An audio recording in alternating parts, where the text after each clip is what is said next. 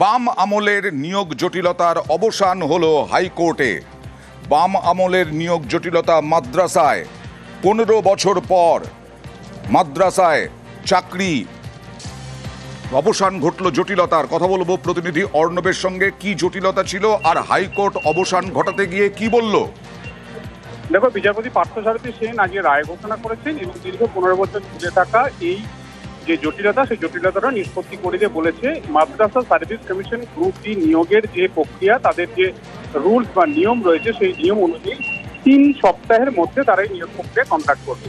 এবং 2009-10 এই বিজ্ঞপ্তি এবং প্রক্রিয়া যেটা হয় 2010 সালে বাম আমলে, সেটা দীর্ঘ সময় ধরে জটিলতার কারণে দ্বিতীয়বার পরীক্ষা নিতে হয়। দ্বিতীয়বার পরীক্ষা, প্রথমবার পরীক্ষা, কোনটাকে ধরা হবে, কোনটার সাথে কোনটা সাহায্য করা হবে, এই পুরো বিষয়টা নিয়ে নানা রকম ঘাত প্রতিঘাত মামলা হয় এবং শেষমেশ আজকে জানিয়ে দিল 292টা শূন্য পদে মাদ্রাসা সার্ভিস কমিশনে, যেটা বাম আমলে শুরু হয়েছিল, তা 3 সপ্তাহের মধ্যে মাদ্রাসা সার্ভিস কমিশনের নিয়ম মেনেই এই নিয়োগ প্রক্রিয়া হবে এবং সেখানে সবুজ সংকেত দেওয়া হলো। যদিও মামলাকারীদের অনেকেই এটাতে অখুশি, তারা ডিভিশন বেঞ্চে যাওয়ার হুঁশিয়ারি। বেশ,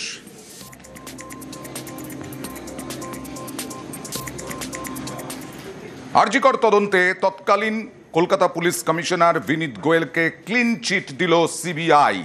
সরাসরি চলে যাব প্রতিনিধি অমিতের কাছে। এবং সঞ্জয় রায় ছাড়া ধর্ষণে আর কারো কোনো অভিযোগের প্রমাণ মেলেনি। কি কোথায় সিবিআই জানালো? সরাসরি চলে যাব অমিতের সঙ্গে কথা বলবো। অমিত,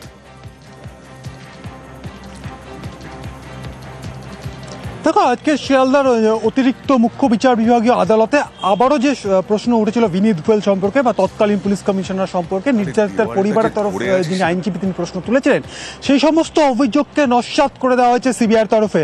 এবং সিবিআইয়ের তরফে স্পষ্ট করে দেওয়া হয়েছে যে সঞ্জয় রায় ছাড়া এই ধর্ষণ ও খুনের ঘটনায় অন্য কোনো অভিযুক্ত নেই, কারণ কোনো রকম তথ্য প্রমাণ পাওয়া যায়নি।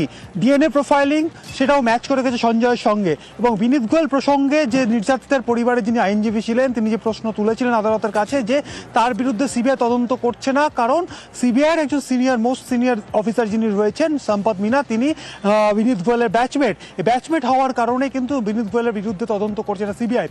এই অভিযোগটা কার্যত খণ্ডন করে দেওয়া হয়েছে সিবিআইয়ের তরফে। সিবিআইয়ের তরফে যিনি স্পেশাল পিপি আজকে আদালতে ছিলেন, সওয়াল করার সময় তিনি স্পষ্ট করে দিয়েছেন 32টি ক্লোজ সার্কিট ক্যামেরার ফুটেজ এবং অন্যান্য যে সমস্ত তথ্য প্রমাণ তারা পেয়েছেন, তাতে বিনীত গোয়েলের এই বৃহত্তর ষড়যন্ত্রে যুক্ত থাকার কোনো তথ্য প্রমাণ পায়নি। সেক্ষেত্রে কোনো তথ্য প্রমাণ ছাড়া কোনো ব্যক্তিকে অভিযুক্ত ধরা যায় না বা তাকে গ্রেপ্তার করা যায় না, এটাও স্পষ্ট করে দিয়েছেন। অন্যদিকে 4 জন চিকিৎসকের যে তথ্য উঠে আসছে, সেক্ষেত্রেও সিবিআই স্পষ্ট করে দিয়েছে তাদের বিরুদ্ধেও সুনির্দিষ্ট কোনো তথ্য প্রমাণ নেই। শুধুমাত্র নির্যাতিতার পরিবারের আইনজীবী বললেই তাদের গ্রেপ্তার করতে হবে, এমনটা কখনো করা যায় না, এমনটা কিন্তু আইনেও নেই। নতুন যেটা অ্যাড হয়েছে 10/6 থেকে আজকে অবধি 7 জনকে ওরা নতুন ইন্টারোগেট করেছে। নতুন কিছু আউটকাম আমরা দেখতে পাইনি, যেটা আজকে আমরা কোর্টেতে তুলে ধরেছি। সঞ্জয় রায় ছাড়া 2 জনকে ওনারা অ্যারেস্ট করেছিল, সন্দীপ ঘোষ এবং দিদেন ওসি টালা অভিজিৎ মণ্ডল। তো আমরা সেটাই বলেছি, যদি ওনাদেরকে যখন অ্যারেস্ট করে ভেতরে রেখেছিলেন তখন ওনাদের বক্তব্য ছিল সিবিআই যে ওনাদের বিরুদ্ধে অনেক তথ্য আছে, তাহলে যদি এতই তথ্য থেকে থাকে তাহলে চার্জশিট দিচ্ছে না কেন? আজকে আমাদের যেই হতাশা যেইগুলো হচ্ছে, সেটা ইনভেস্টিগেশন এজেন্সির ব্যর্থতার জন্য। বাম আমলের নিয়োগ জটিলতার অবসান হলো হাইকোর্টে। বাম আমলের নিয়োগ জটিলতা মাদ্রাসায় 15 বছর পর মাদ্রাসায় চাকরি অবসান ঘটল জটিলতার। কথা বলবো প্রতিনিধি অর্ণবের সঙ্গে। কি জটিলতা ছিল আর হাইকোর্ট অবসান ঘটাতে গিয়ে কি বলল? দেখো, বিচারপতি পার্থসারথী সেন আজকে রায় ঘোষণা করেছেন এবং দীর্ঘ 15 বছর ঝুলে থাকা এই যে জটিলতা, সেই জটিলতাটা নিষ্পত্তি করে দিয়ে বলেছে মাদ্রাসা সার্ভিস কমিশন গ্রুপ ডি নিয়োগের যে প্রক্রিয়া, তাদের যে রুলস বা নিয়ম রয়েছে, সেই নিয়ম অনুযায়ী 3 সপ্তাহের মধ্যে তারা এই নিয়োগ প্রক্রিয়া কন্ডাক্ট করবে। এবং 2009-10 এই বিজ্ঞপ্তি এবং প্রক্রিয়া যেটা হয় 2010 সালে বাম আমলে, সেটা দীর্ঘ সময় ধরে জটিলতার কারণে দ্বিতীয়বার পরীক্ষা নিতে হয়। দ্বিতীয়বার পরীক্ষা, প্রথমবার পরীক্ষা, কোনটাকে ধরা হবে, কোনটার সাথে কোনটা সাহায্য করা হবে, এই পুরো বিষয়টা নিয়ে নানা রকম ঘাত প্রতিঘাত মামলা হয় এবং শেষমেশ আজকে জানিয়ে দিল 292টা শূন্য পদে মাদ্রাসা সার্ভিস কমিশনে, যেটা বাম আমলে শুরু হয়েছিল, তা 3 সপ্তাহের মধ্যে মাদ্রাসা সার্ভিস কমিশনের নিয়ম মেনেই এই নিয়োগ প্রক্রিয়া হবে এবং সেখানে সবুজ সংকেত দেওয়া হলো। যদিও মামলাকারীদের অনেকেই এটাতে অখুশি, তারা ডিভিশন বেঞ্চে যাওয়ার হুঁশিয়ারি। বেশ,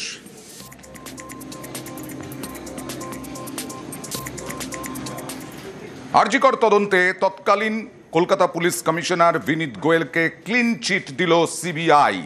সরাসরি চলে যাব প্রতিনিধি অমিতের কাছে। এবং সঞ্জয় রায় ছাড়া ধর্ষণে আর কারো কোনো অভিযোগের প্রমাণ মেলেনি।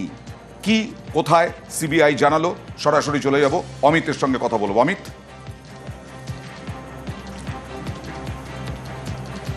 দেখো, আজকে শিয়ালদার অতিরিক্ত মুখ্য বিচার বিভাগীয় আদালতে আবারও যে প্রশ্ন উঠেছিল বিনীত গোয়েল সম্পর্কে বা তৎকালীন পুলিশ কমিশনার সম্পর্কে, নির্যাতিতার পরিবারের তরফ যিনি আইনজীবী তিনি প্রশ্ন তুলেছিলেন, সেই সমস্ত অভিযোগকে নস্যাৎ করে দেওয়া হয়েছে সিবিআইয়ের তরফে। এবং সিবিআইয়ের তরফে স্পষ্ট করে দেওয়া হয়েছে যে সঞ্জয় রায় ছাড়া এই ধর্ষণ ও খুনের ঘটনায় অন্য কোনো অভিযুক্ত নেই, কারণ কোনো রকম তথ্য প্রমাণ পাওয়া যায়নি। ডিএনএ প্রোফাইলিং সেটাও ম্যাচ করে গেছে সঞ্জয়ের সঙ্গে। এবং বিনীত গোয়েল প্রসঙ্গে যে নির্যাতিতার পরিবারের যিনি আইনজীবী ছিলেন, তিনি যে প্রশ্ন তুলেছিলেন আদালতের কাছে যে তার বিরুদ্ধে সিবিআই তদন্ত করছে না, কারণ সিবিআইয়ের একজন মোস্ট সিনিয়র অফিসার যিনি রয়েছেন সম্পদ মিনা, তিনি বিনীত গোয়েলের ব্যাচমেট। এই ব্যাচমেট হওয়ার কারণে কিন্তু বিনীত গোয়েলের বিরুদ্ধে তদন্ত করছে না সিবিআই। এই অভিযোগটা কার্যত খণ্ডন করে দেওয়া হয়েছে সিবিআইয়ের তরফে। সিবিআইয়ের তরফে যিনি স্পেশাল পিপি আজকে আদালতে ছিলেন, সওয়াল করার সময় তিনি স্পষ্ট করে দিয়েছেন 32টি ক্লোজ সার্কিট ক্যামেরার ফুটেজ এবং অন্যান্য যে সমস্ত তথ্য প্রমাণ তারা পেয়েছেন, তাতে বিনীত গোয়েলের এই বৃহত্তর ষড়যন্ত্রে যুক্ত থাকার কোনো তথ্য প্রমাণ পায়নি। সেক্ষেত্রে কোনো তথ্য প্রমাণ ছাড়া কোনো ব্যক্তিকে অভিযুক্ত ধরা যায় না বা তাকে গ্রেপ্তার করা যায় না, এটাও স্পষ্ট করে দিয়েছেন। অন্যদিকে 4 জন চিকিৎসকের যে তথ্য উঠে আসছে, সেক্ষেত্রেও সিবিআই স্পষ্ট করে দিয়েছে তাদের বিরুদ্ধেও সুনির্দিষ্ট কোনো তথ্য প্রমাণ নেই। শুধুমাত্র নির্যাতিতার পরিবারের আইনজীবী বললেই তাদের গ্রেপ্তার করতে হবে, এমনটা কখনো করা যায় না, এমনটা কিন্তু আইনেও নেই। নতুন যেটা অ্যাড হয়েছে 10/6 থেকে আজকে অবধি 7 জনকে ওরা নতুন ইন্টারোগেট করেছে। নতুন কিছু আউটকাম আমরা দেখতে পাইনি, যেটা আজকে আমরা কোর্টেতে তুলে ধরেছি। সঞ্জয় রায় ছাড়া 2 জনকে ওনারা অ্যারেস্ট করেছিল, সন্দীপ ঘোষ এবং দিদেন ওসি টালা অভিজিৎ মণ্ডল। তো আমরা সেটাই বলেছি, যদি ওনাদেরকে যখন অ্যারেস্ট করে ভেতরে রেখেছিলেন তখন ওনাদের বক্তব্য ছিল সিবিআই যে ওনাদের বিরুদ্ধে অনেক তথ্য আছে।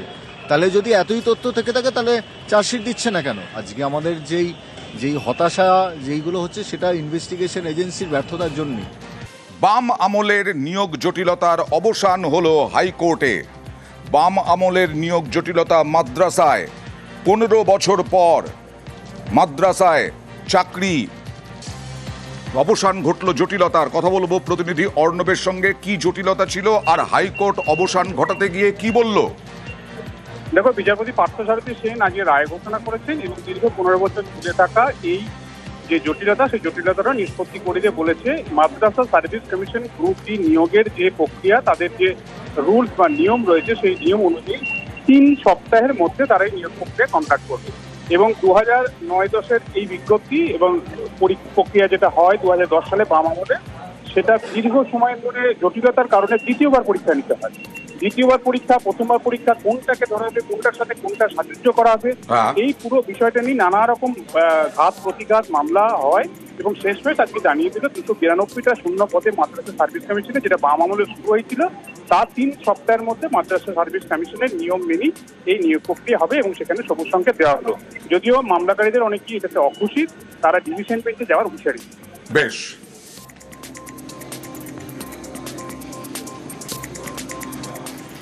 আরজিকর তদন্তে তৎকালীন কলকাতা পুলিশ কমিশনার বিনীত গোয়েলকে ক্লিন চিট দিল সিবিআই। সরাসরি চলে যাব প্রতিনিধি অমিতের কাছে। এবং সঞ্জয় রায় ছাড়া ধর্ষণে আর কারো কোনো অভিযোগের প্রমাণ মেলেনি। কি কোথায় সিবিআই জানালো, সরাসরি চলে যাব অমিতের সঙ্গে কথা বলবো। অমিত,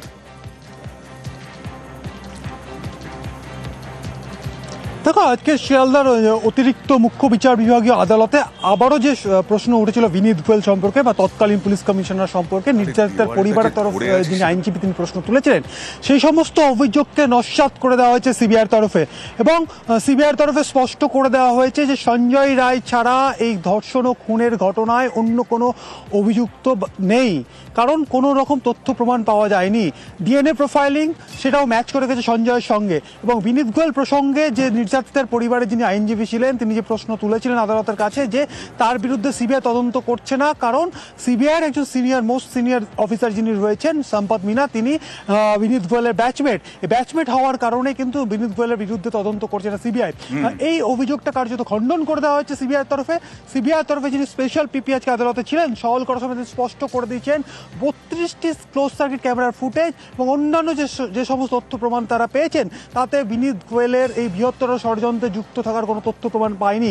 সেক্ষেত্রে কোনো তথ্য প্রমাণ ছাড়া কোনো ব্যক্তিকে অভিযুক্ত ধরা যায় না বা তাকে গ্রেপ্তার করা যায় না, এটাও স্পষ্ট করে দিয়েছেন। অন্যদিকে 4 জন চিকিৎসকের যে তথ্য উঠে আসছে সেক্ষেত্রেও সিবিআই স্পষ্ট করে দিয়েছে তাদের বিরুদ্ধেও সুনির্দিষ্ট কোনো তথ্য প্রমাণ নেই, শুধুমাত্র নির্যাতিতার পরিবারের আইনজীবী বললেই তাদের গ্রেপ্তার করতে হবে এমনটা কখনো করা যায় না, এমনটা কিন্তু আইনেও নেই। নতুন যেটা অ্যাড হয়েছে 10/6 থেকে আজকে অবধি 7 জনকে ওরা নতুন ইন্টারোগেট করেছে। নতুন কিছু আউটকাম আমরা দেখতে পাইনি, যেটা আজকে আমরা কোর্টেতে তুলে ধরেছি।